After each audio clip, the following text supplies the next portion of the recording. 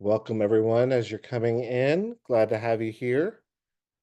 If you would, please go ahead and introduce yourself in the chat. You can just put your name and where you're joining us from in the chat so we can kind of get a sense of where people are calling in from.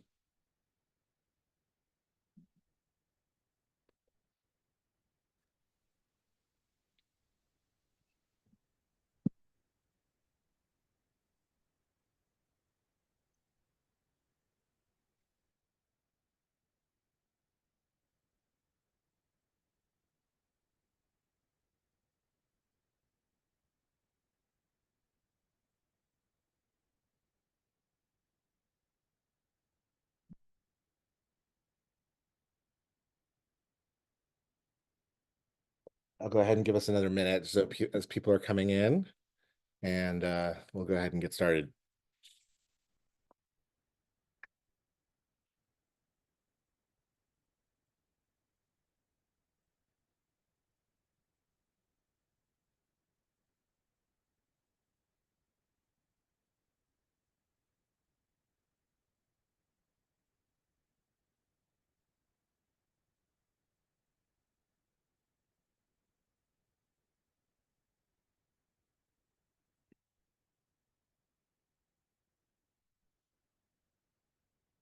All right, everyone. Thank you for being here. My name is Derek Weston. I am the Director of Theological Education and Formation for Creation Justice Ministries. For those of you who don't know, the mission of Creation Justice Ministries is to educate, equip, and mobilize Christians and Christian institutions to protect, restore, and rightly share God's creation. One of the ways that we live into our mission is through an annual resource. The theme for this year's resource is the power of God, from extractive theology to transformative faith. So thank you for joining us as we introduce this resource to the wider audience officially. Before we get started, a few housekeeping notes. We will have a short Q&A time at the end. Please put any questions you might have for me or any of the panelists in the Q&A and not in the chat. We can use the chat to share information, but put any questions you might have in the Q&A section, which you should be able to find on the bottom of your screen. And this program will be recorded, so you will have access to this recording probably within the week. So as we begin our webinar, I'd like to start by introducing Creation Justice Ministries Executive Director Avery Lamb to give a few opening words. Thanks, Derek. Thanks so much for having us here tonight. And good evening, everyone. Great to see you. My name is Avery Davis Lamb, and I am the Executive Director of Creation Justice Ministries. And I'm so grateful to be with you tonight as we are introducing the power of God from extractive theology to transformative faith. It's quite a time to talk about power right now, right? We're living in an era of power unchecked, and we see this every single day, where those in high places are wielding authority for personal gain, where corporations are plundering creation in pursuit of endless growth, and where communities are suffering under policies designed to consolidate wealth and control in the hands of the few. At the federal level, we are actively seeing abuses of power that strip protections from vulnerable ecosystems, that deny justice to those on the front lines of climate collapse, and that prioritize profit over the well-being of people and planet. But here's what we know. We know that this kind of power, power as domination, power as extraction, power as self-interest, is not the power of God. And as Christians, we cannot accept this kind of power as inevitable. Scripture reveals a different kind of power, not the might of empire, not the force of coercion, but the power that moves through creation itself. The power that flows in rivers and in rain, in mycelial networks beneath our feet, and in the slow renewal of forests after fire. The power that Jesus showed us, power that heals, that restores, power that liberates, power that overturns unjust systems, not by playing their game, but by transforming our understanding of what true strength looks like. We need this theology of power more than ever. In a world where destruction is being normalized, we need a vision of power that is rooted in relationship, rooted in renewal, and rooted in justice. The church cannot afford to cling to outdated hierarchies of control. This is a time for us to reclaim our role as healers, as stewards of a power that doesn't exploit, but instead sustains life. This resource, the resource that you'll hear a lot more about tonight, is fundamentally an invitation. It's an invitation to move beyond the distortions of power we see around us and reclaim a faith that is life-giving.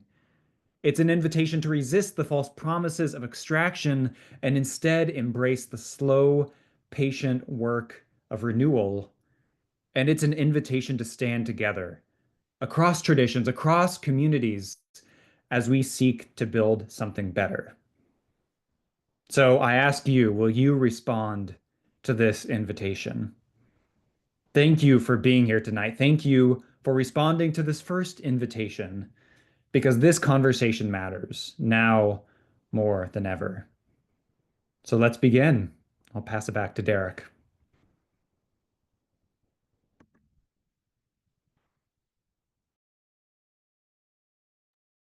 Thank you, Avery. So grateful for your framing of this resource around the times that we're in.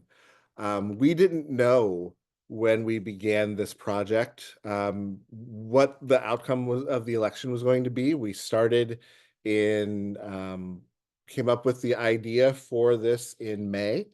We didn't know what it was that we were going to be dealing with, but it felt like, regardless of the way that the election went at the end of the year, that this was going to be a topic that was going to be sort of evergreen, because we're always dealing with issues of power.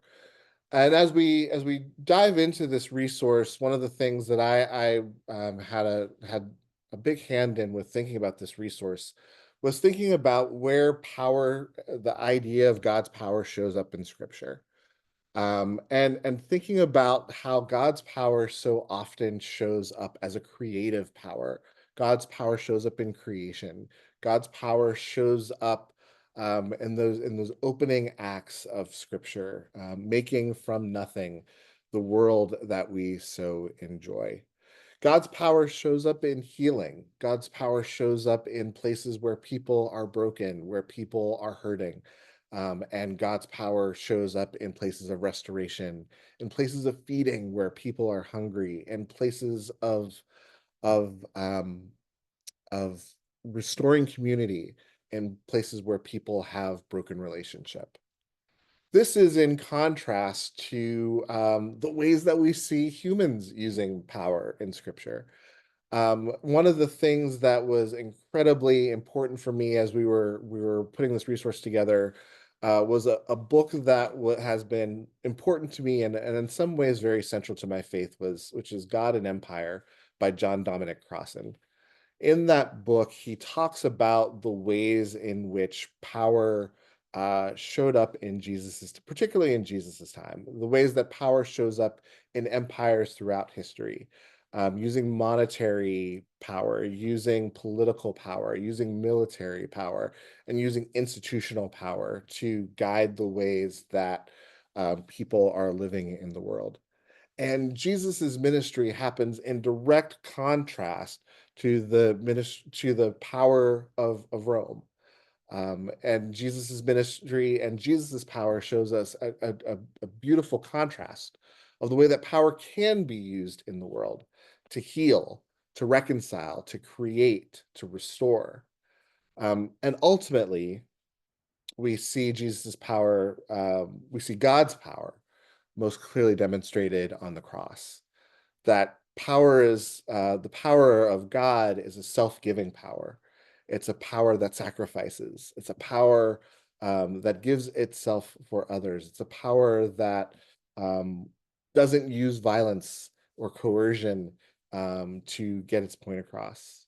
And ultimately, it's a power that restores um, life from death, from those places where we see death in the world. So that was these are some of the big ideas that we were thinking about. How do we talk about um, these big theological ideas as we were creating this resource? This was a little bit more abstract than what we were doing last year. For those of you who were around for last year's um, resource, Plastic Jesus, that was a little bit more pointed. It was a little bit easier to talk about the plastic situation. Power is a little bit more abstract. And so we started thinking about the ways that power shows up in scripture, but also the ways that we get power, the ways that we generate power. Thinking about the ways that so often the ways that we generate power for our society and for our world is extraction. It's taking from the earth's resources and not giving anything back in return. So all of these ideas were sort of circling together.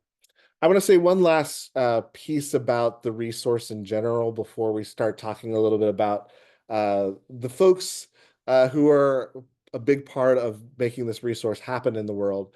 Um, we have historically talked about our annual resource as our Earth Day resource. That this is the thing that we are producing to help churches celebrate Earth Day and with very pointed focus on that particular day. Of course, we encourage you to use the resource on Earth Day. Absolutely, go for it. But we also recognize that we want this to be a resource that you are using all year long. We want this to be a resource that you come back to. We want it to be music that you use in your worship service over and over again. We want it to be prayers that you reuse, stories that you retell, theology that might inform your preaching throughout the year. So we invite you as we're thinking about this resource to think of it in a broader term than just an Earth Day resource, but thinking of it in terms of our annual resource and reframing it in that way. One of the things that we did differently this year was to take some of the theological ideas and some of the social ideas that we were playing with, and we formed a group that we refer to as our expert panel of theologians, of social scientists, of folks who are doing work, climate scientists, and we brought them into the process in a way so that we would have some conversation partners, so that we would be thinking not just sort of in our limited scope, but that we would be able to broaden um, our our our perspective and see beyond our own blind spots. Barbara Rossing, who is here with us, was one of our expert review panel, and I'm so glad that you're here with us today, Barbara. Another member of our expert review panel was Ryan Jeskis. He's an associate professor at the Institute for Social Concerns at Notre Dame. And I just going to invite him on screen and let's see if I can add spotlight to Ryan. Ryan, thank you so much for being with us. Great. Yeah, thank you so much, Derek, for the invitation, and even more than that, the invitation to really be part of this great resource. I'm so encouraged to see that Creation Justice Ministries kind of took on this, as you say, kind of abstract, maybe difficult to get your head around topic of power and the power of God, and thinking about energy, but also more than that, extraction and resources and how we generate power. And so I was delighted to be part of it. I got to know Avery a number of years ago at Duke Divinity School, and actually during the pandemic, we took some walks, some long walks outside when we were all doing that. But yeah, so great. Would love to just say a couple things about what it was like to be on the expert review panel, and I think one of the things that I think you all did a great job of kind of landing on was, one of the things we were really grappling with was how you name, in a sense, the sort of positive power, if you will, not just sort of power over, but right, how do you really name the kind of power that we usually don't call power, right, in a biblical sense or in a scriptural sense, um, we think of, like you said, creation, we think about love, we think about grace, we think about these terms, but we don't always think about them as forms of power, and that they are. And I think it's very helpful for us to do that. And so one of the things that the review panel was trying to get our heads around was kind of how to name that and show how it connects to really on the ground sorts of issues around natural resource extraction, and particularly around energy and generating power in that sense as well. So if I could kind of just say something about that, I know one of the things we sort of landed on pretty early was the idea of wanting to say, especially when you think about something like energy, it could be really easy to kind of adopt this idea that there's like dirty energy and then clean energy.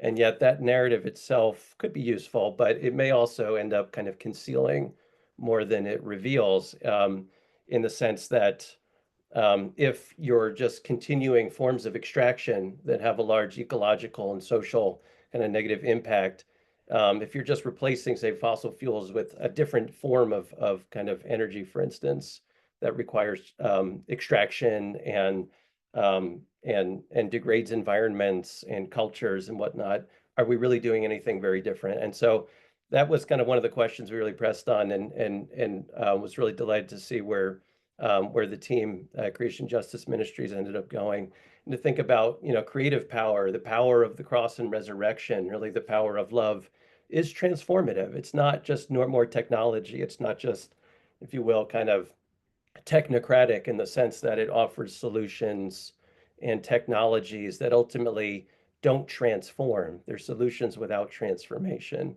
They might, in a sense, continue certain kinds of extractive relationships to one another and to the earth. And so, when we were thinking about something not technocratic, but something more transformative, I think that's the direction that the power of God, right, kind of points us. And so this is a power that transforms, right? It's a power that really brings life out of death. I mean, what more kind of, uh, how better to try to understand what power is and can be in our social life, in our political life, and in our even in our energy systems.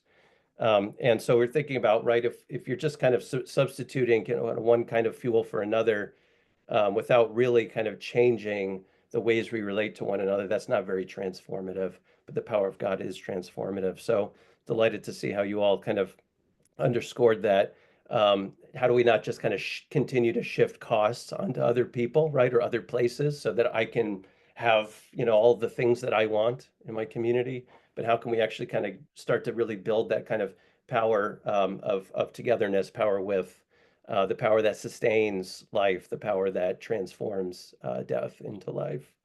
And so those are some of the things we talked about on the group. It was a great group with scientists, with social scientists, with an anthropologist, theologian, ethicist, a Bible scholar, and some climate activists as well. So had a good time. I got to meet some new folks, and so would love to just say, in this unique moment we're in, right, in terms of power in our society, I do think we're at a very unique moment, with new possibilities that emerge in this time. And so what better type of resource to kind of fire our imagination, right? If you kind of 19th century had a lot of thought around what it means to be social in the midst of industrialization, mid 20th century, what it means to be social amidst all of the new kind of emancipation movements, anti-war movements, and around race and gender and whatnot.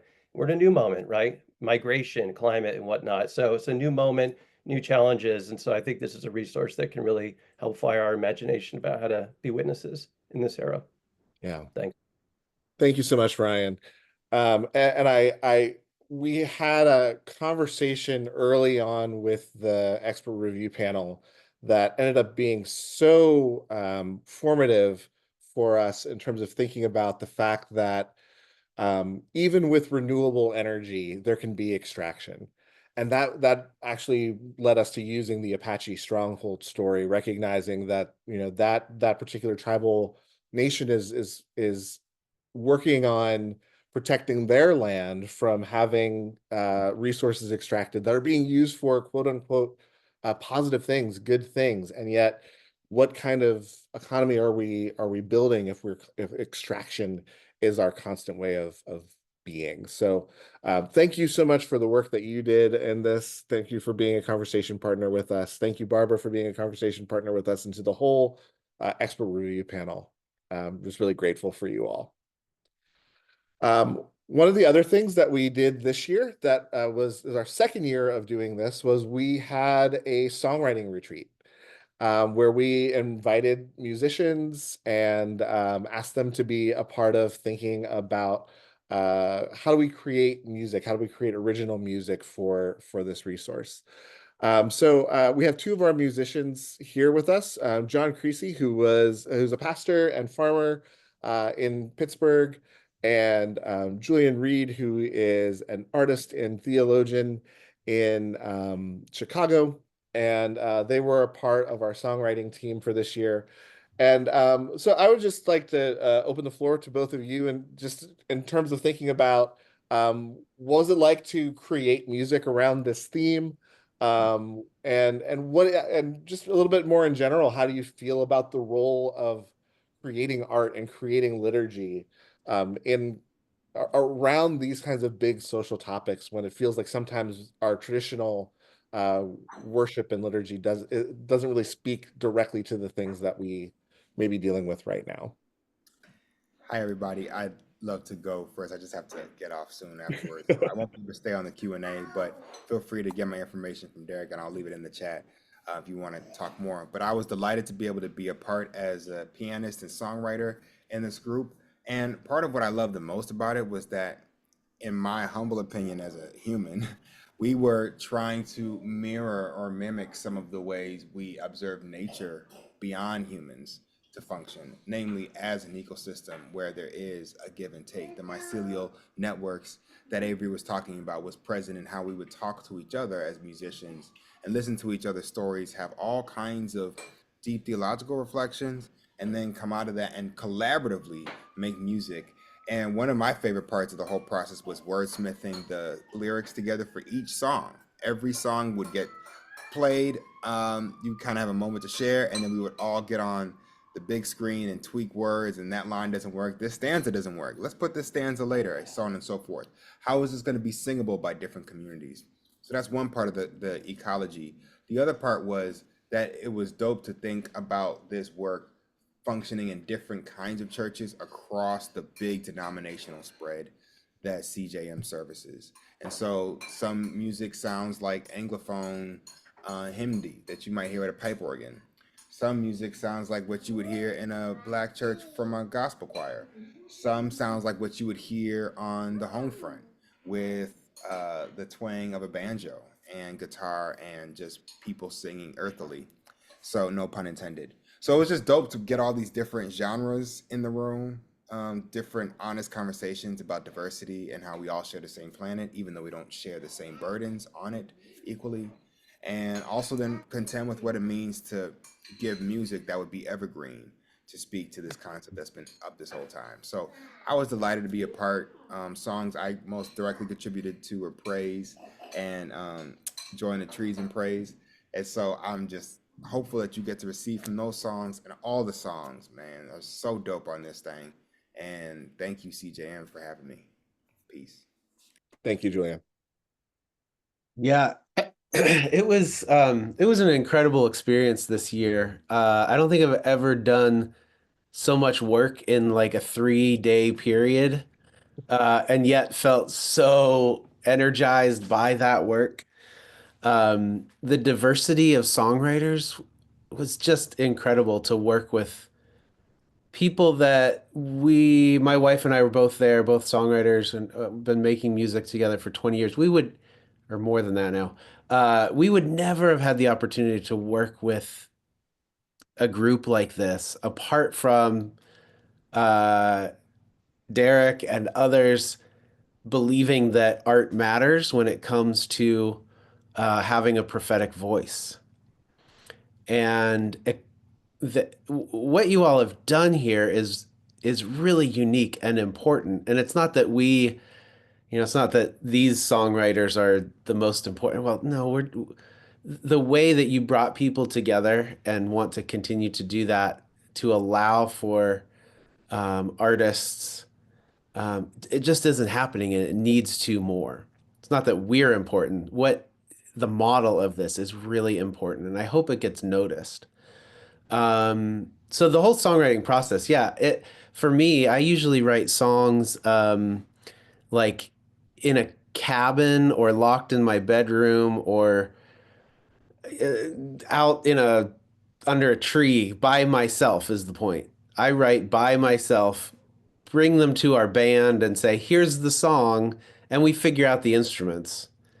Um, this collaborative process was totally different than anything I've ever had the opportunity to do before. It required vulnerability, it required patience, it required trust that we could bring something um, and others would receive it with grace and care and then help mold it into something even better than what we brought. And that was just an incredibly rewarding process. Um,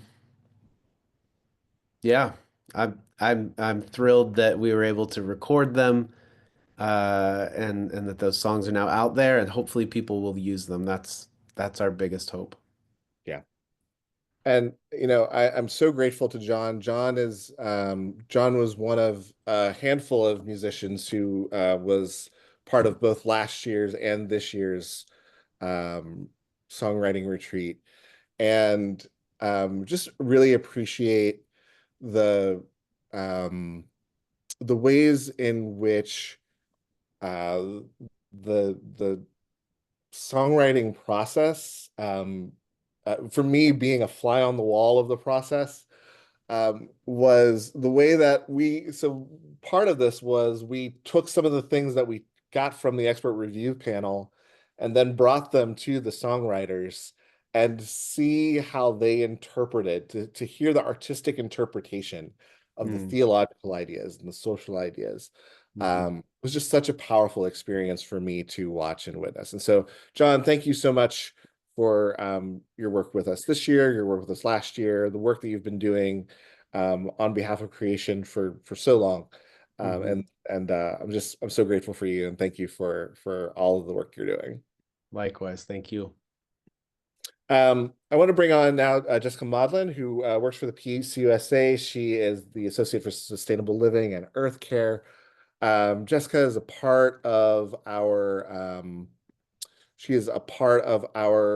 CJM's board, and she was part of the resource committee, and has been a part of creating these things before. And this year was a little unique. This year we felt like we had a little bit of a challenge of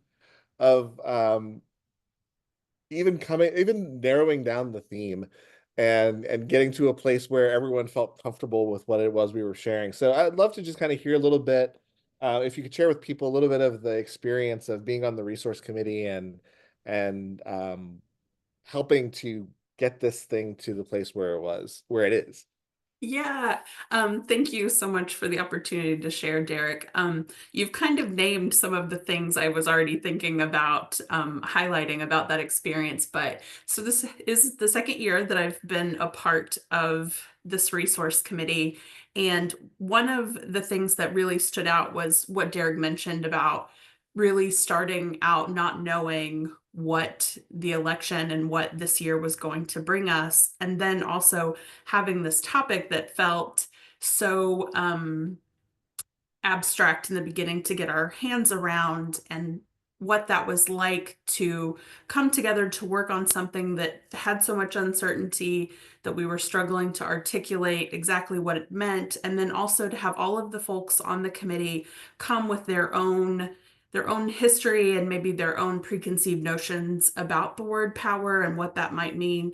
But then the really beautiful thing that happened that we saw to some extent last year, but also this year, is just the way in which it really did feel like that you could see the Spirit moving and at work in how things, as they were wrestled with and talked about, became clear and sort of revealed themselves. It's just a really beautiful process, and really, I think, felt reflective of what at its best the body of Christ is like, because different folks on the committee were able to bring different parts of the resource to the resource. And so whether that was working on the children's lessons that I got to do, or whether that was the team working on the music, or the folks bringing the advocacy ask, or the folks that worked on telling the stories, that it was just such a good reminder that in the midst of a world that seems to be trying to tell us this narrative of isolation and chaos, that there is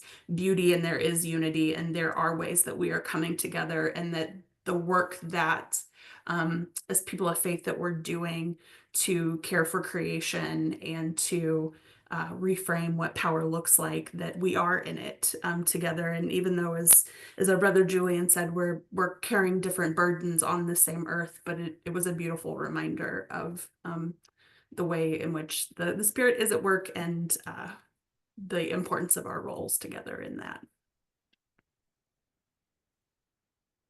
Thanks, Jessica. And, I think one of the beautiful things, as I'm so glad for the reminder that you gave, is that our resource committee, these are folks who represent their various denominations of the 39 denominations that are a part of Creation Justice Ministries. And they were bringing so many different skills. Some of them, like Christina Cosby, who is also at the with the PCUSA, and her work in the Washington office, doing great work around advocacy. That we had people who were helping to think about certain people who are more closely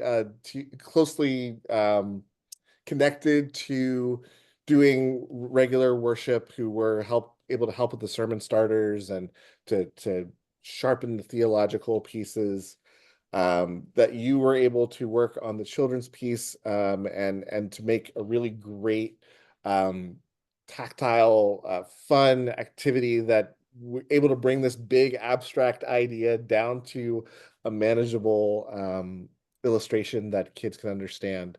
One of the things that I just and I'm just so grateful for, and I hope that is abundantly clear from this webinar, is that this is a team effort. This is a big project where we all kind of put our hands together and say, we are going to get this thing done because we think it's important for the church to have it. And I'm just so grateful, Jessica, for the work that you've done this year and last year. And getting to work with you on this has been a joy for me. And so thank you so much for all that you have brought to this process in the resource committee. Yeah, thanks. And same here. Thank you. One of the things that we also try to do with our annual resource is to highlight stories that illustrate our theme. And early, I think, in the process, I was introduced to Community Lighthouse and this project that was happening in Louisiana. And so I want to take a moment to introduce Sean Englum, pastor of First Grace UMC in New Orleans. Sean, why don't we start with you telling us a little bit of the story of you when you were introducing yourself to the folks on the panel. You pointed out that First Grace UMC has kind of a unique name. Tell us a little bit about the history of First Grace UMC before we jump into what you all actually did. Thanks so much, Derek, and hello, everyone. I'm in New Orleans, of course, and I think it's about 72 today, whatever it is where you are, and the sun is shining so brightly right now. I've been told that no matter what the weather is in New Orleans, every 30 days it'll hit 70. So no matter how cold it gets, anything below 80 for me is cold. So anyway, no matter how cold it gets, you're gonna get a beautiful day within 30 days. So one of the many joys of living in this very joyful city. But my experience as spiritually and in ministry is that you get moments, and it's not that you ask for the moments; they just come to you. They're often out of horrific events. and then it's like it's your moment. And so my wife and I had lived in New Orleans well before Katrina, but the bishop knew we had a deep love. My wife is actually a professor of ecofeminist theology and such at Loyola. And the bishop asked if we'd come down, and through a series of mysterious events, I ended up I became pastor of these two churches, First and Grace. They were 1 mile apart, down Canal Street. One's a black church, Grace, one's a white church, First. And I got this inkling that the way forward was to come together. You had 17 members at First Methodist, a huge structure, and you had about 24 or so at the Grace structure, which had a massive hole in the wall. And I went on a retreat and asked God to sort of give me the right question. And I came back from the retreat with this question: do you think we can do more for our city as one body of Christ, more than we could ever do as two segregated bodies of Christ, 1 long mile apart? And that's a question of faith. It's a very dangerous question. Why would black people join with white people? You know, but you have to have faith. You're speaking to the faithful. Here we are, 17 and a half years later, we are First Grace, and we have a residence called Hagar's House that's for houseless women and children and trans women. And we have a free legal clinic for immigrant children called Project Ishmael. And I'm sure we're the most diverse body in Louisiana. And we're about 225 now, coming out of the pandemic. It's a very joyful place. And we have a very strong presence in the city of New Orleans. And so another moment came, which was Hurricane Ida.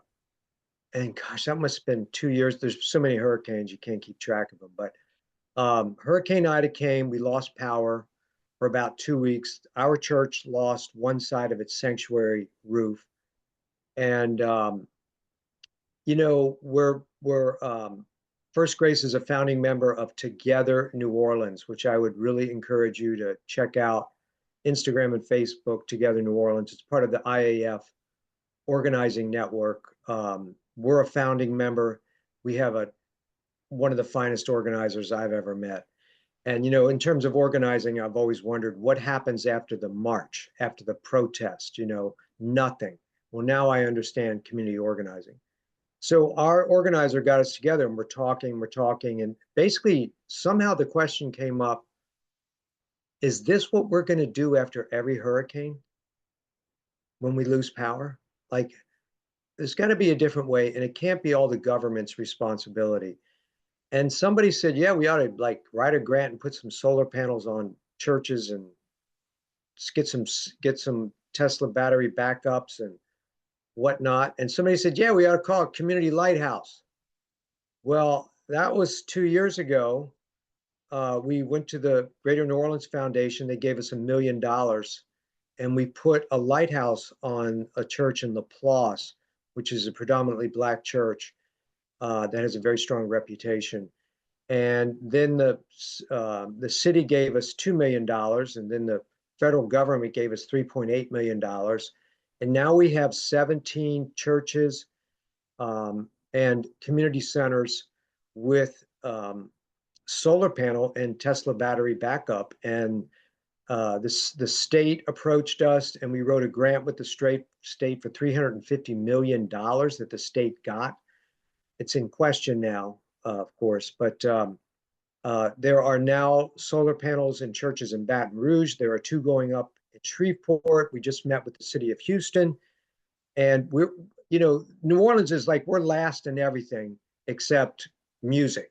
And now we're first in the world. We have the largest microgrid in the world. And I keep thinking, you gotta be kidding me. There's like 17 of us, but that's like how far behind we are. But we also know it's possible. We had our first little test with Hurricane Filene. What was it?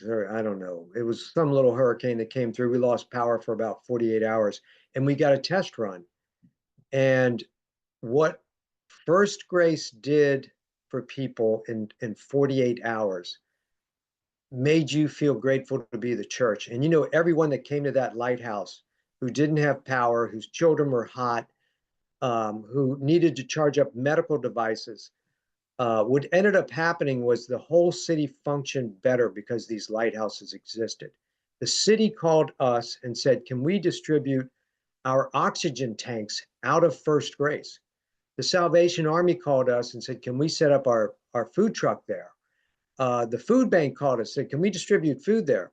You know, within a few hours, we were this major hub of community life, and it was a joyful hub. And that was a real testament to what we're trying to do. It doesn't always work out that way, but I always remind people, you know, the gospel, the assertion of the gospel is things don't have to be this way. You know, God did not ordain that we use oil and gas. And there are better ways. And I think as we're seeing here, First Grace would not have those solar panels and those batteries if we weren't united with our Baptist brothers and sisters, our Catholic brothers and sisters, our Jewish brothers and sisters, our Muslim brothers and sisters. The Electrical Union is a member of Together New Orleans. Several other nonprofits. We all came together because we all have common issues. And there are things we're not going to agree on, but there are many things we agree on. And because of that, we're, you know, creating a better place to live, I feel like. And our small, it's a drop in the bucket, but it had a big sound, you know, that little drop in the bucket. There are so many pieces to this that I feel like are so important as we talk about this theme of power and the power of God. One, there's this power of reconciliation of these two congregations, of this Black church and this white church coming together. And anyone who's ever done that kind of work knows how hard that is, knows how much vulnerability that takes, knows how much self-giving and love it takes to get to that point. So there's that power. There's the really obvious lighthouse piece of this, the actual electricity that's being produced, but there's also a power in the church showing up in a real tangible way to meet the needs of its neighbors, to meet the needs of its community, to say we can do more together as a united body of Christ. There is amazing power in that. And Sean, And I would just add that gospel music helps. well, and that's where I was going. The other piece that I wanted to just make sure that we ended on, several times in our interview, and you'll hear piece, and when you go through the resource, you'll read this. I couldn't even this evening as you were talking, I couldn't get over in our interview, and I wrote it down, and I like scribbled underneath and underlined several times how often you mentioned joy.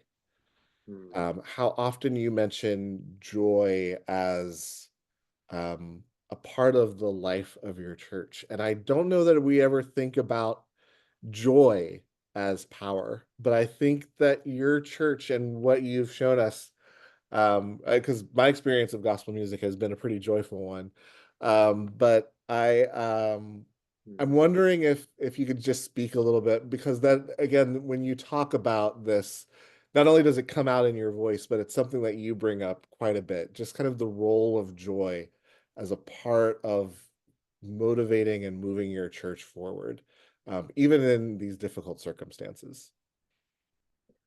I really credit the Black church experience and what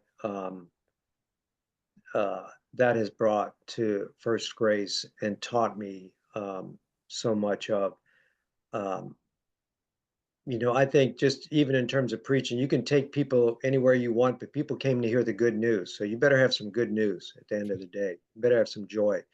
And I do think, I often say it's joy on Sunday morning and justice all week long. Mm. And that's, I don't want to say it's only justice, but people need some joy in their life, and it's real. First Grace is a very messy place, and it has to be, because if anybody puts too much of their stamp on it, as Bonhoeffer would say, you take the life out of things. And so you have to give people a lot of space. People pray differently, preach differently, like different music. I always tell our music director, new gospel or old gospel keeps the new gospel rooted, and new gospel keeps the old gospel fresh. So we want a blend of these things, in there. But I do think that is a strong spirit of our church. It is a joyful place that does heavy lifting in our community. I mean, our church, which is not gigantic, but is very well known in the community of New Orleans because of our diversity, but also we've been a sanctuary church because of the work we do with homeless and houseless folks. And with the immigrant community knows us, I always say when somebody drives by your church, they should think something. That's that place, that blah, blah, blah, whatever it is about that, they should think, and so just getting that body of people together on a Sunday morning is prophetic. And if they can have the common experience of joy together, it's a deep moment.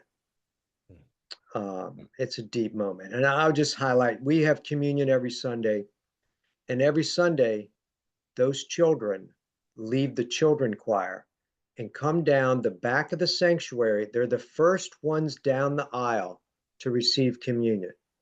And people say, you're so smart to do that. I said, I have no idea how that happened.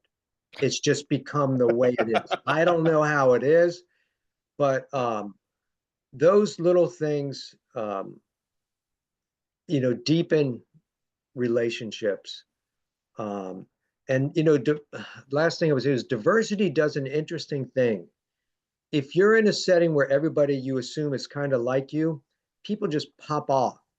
But if you're in a small group or a Sunday school and it's diverse, most people don't pop off because they're like, oh, I wonder if this is going to offend somebody. That's a beautiful moment. Now the Spirit can move in these moments, and we can loosen ourselves from the person the world has made us and free ourselves to become a little bit more of the person God is inviting us to be. And I think you feel that in our little community a lot, in a lot of spaces. Wow. Sean, thank you so much for sharing Community Lighthouse story with us. Thank you for the great work that you're doing.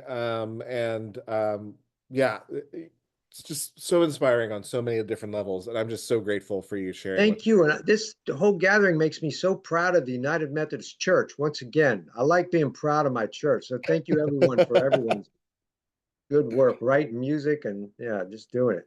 Yeah. And the children's moment. I need to hear these children. I love the children's moment. So I need to get this resource, Jessica. Yes. Check it out. Check it out. Thank you, Sean. Thank you.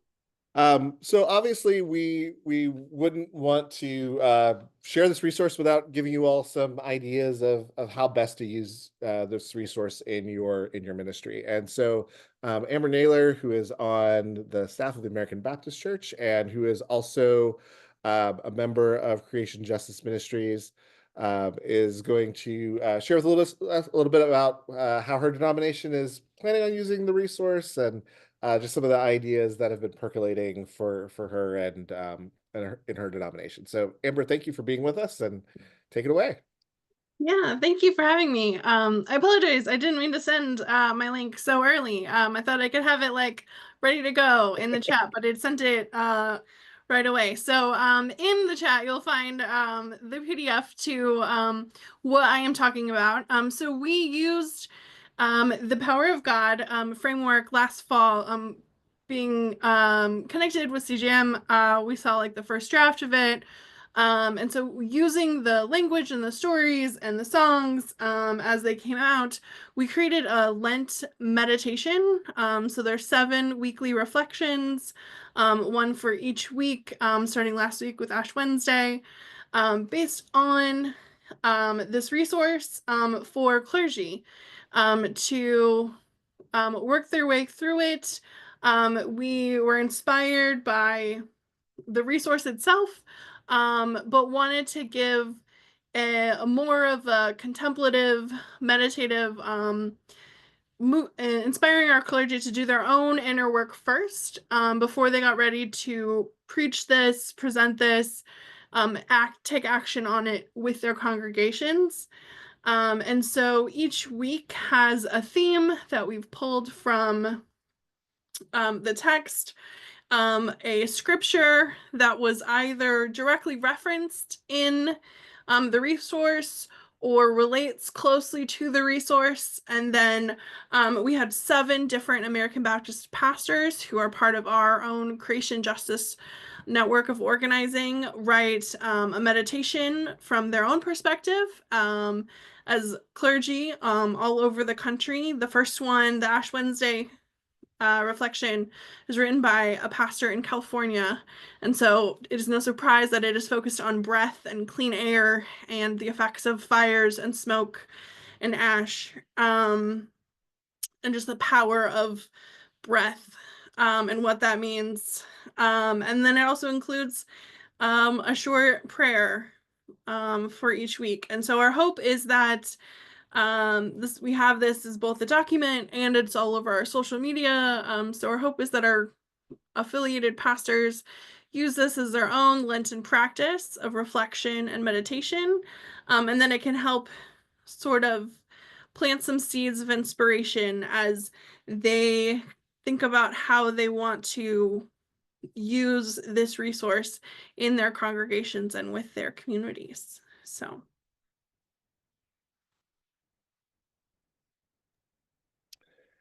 And one of the things that I hope that people get from what you've just shared, Amber, is that we create this resource, but we create it as a jumping off point.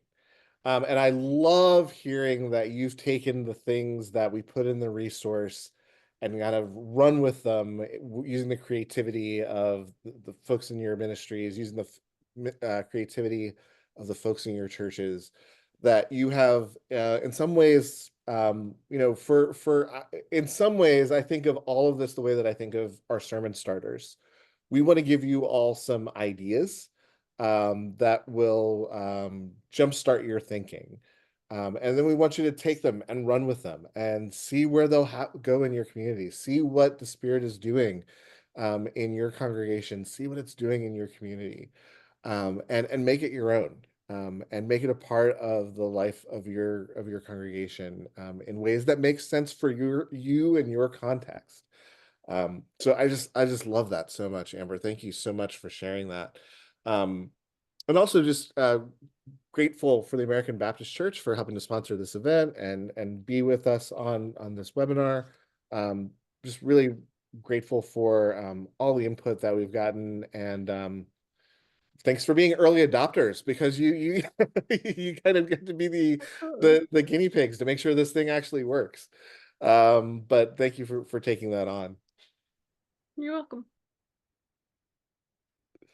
So I want to encourage you, if you with the last few minutes we have left, if you have any questions, to go ahead and put them in the Q&A function at the bottom. But I will say the one thing that we haven't actually said is that you can download the resource for free. Just go to creationjustice.org/power of God. You can download the resource for free. We'll also have some print copies available in coming weeks as we're beginning to start our first printing shipment, and hope that you will be able to find ways to use this resource in your ministry. As you can tell, there was a lot of work that went into this. So grateful to our expert review panel, so grateful to our songwriters, so grateful to our resource committee, so grateful to all of our board members. Because while the resource committee sort of had the focused work of doing the legwork on putting this thing together, our whole board was around the table thinking about how we make this topic relevant. Again, not knowing how the election was going to go, not knowing what the world was going to look like, not knowing if this was just too abstract, if this was just too out there. But thankful for our whole board for the leadership they showed in shepherding this process to its finish. Not seeing any questions in the Q&A, I figured that as we end our time together, I'd like to end by playing one of the songs that our songwriters wrote. And this particular song is called Creation Song. It's a beautiful piece, it's a short piece, but it really, in some ways, encapsulates a lot of the themes of the resource, and it's just a beautiful piece that I think can be used in a lot of different contexts. So let me go ahead and make sure I've got the right. Here we go.